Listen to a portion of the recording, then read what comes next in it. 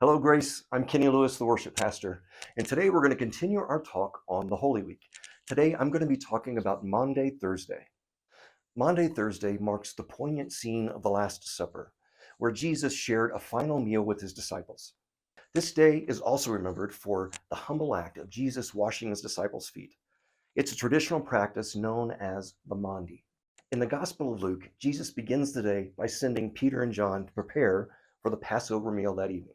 In the Gospel of Luke, we read that Jesus sends Peter and John ahead to make preparations for their Passover meal that evening. Luke 22 says, "Then came the day of unleavened bread, on which the Passover lamb had to be sacrificed. Jesus sent Peter and John, saying, 'Go and make preparations for us to eat the Passover.' 'Where do you want us to prepare for it?' they asked. He replied, 'As you enter the city, a man carrying a jar of water will meet you. Follow him to the house that he enters and say to the owner of the house, "The teacher asks, where is the guest room, where I may eat the Passover meal with my disciples?" He will show you a large room upstairs, all furnished. Make preparations there.' They left and found things just as Jesus had told them, so they prepared the Passover." By foretelling the exact circumstances of the Passover meal's preparation, Jesus displayed his divine nature, fully God, yet fully man. The Gospel of John continues. The evening meal was in progress, and the devil had already prompted Judas, the son of Simon Iscariot, to betray Jesus. Jesus knew that the Father had put all things under his power, and that he had come from God and was returning to God. So he got up from the meal, took off his outer clothing, and wrapped a towel around his waist. After that, he poured water into a basin and began to wash his disciples' feet, drying them with the towel that was wrapped around him.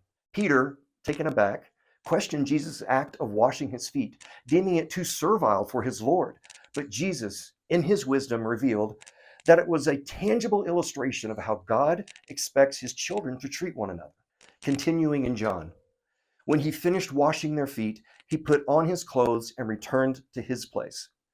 "Do you understand what I've done for you?" he asked them. "You call me teacher and Lord, and rightly so, for that is what I am.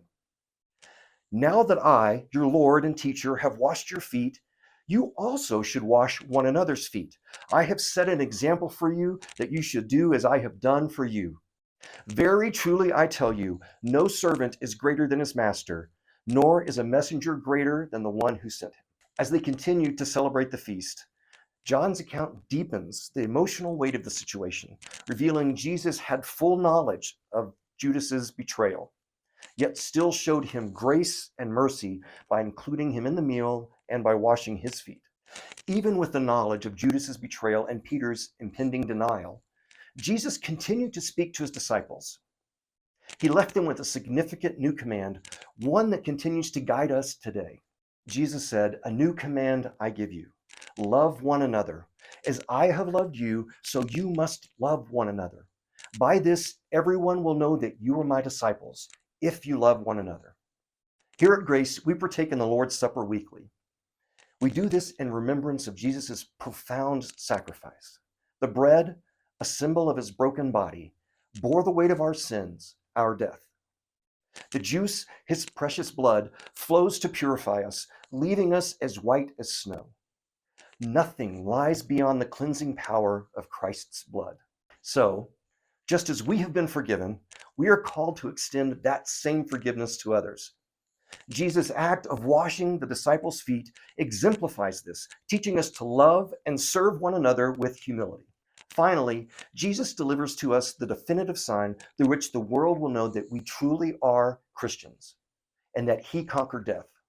Jesus said, "As I have loved you, so you must love one another. By this, everyone will know that you are my disciples, if you love one another."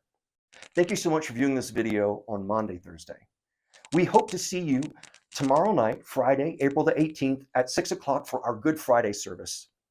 And please join us Easter Sunday for a special message about our risen King. Services are at 9 and 10:45. I personally hope to see you there.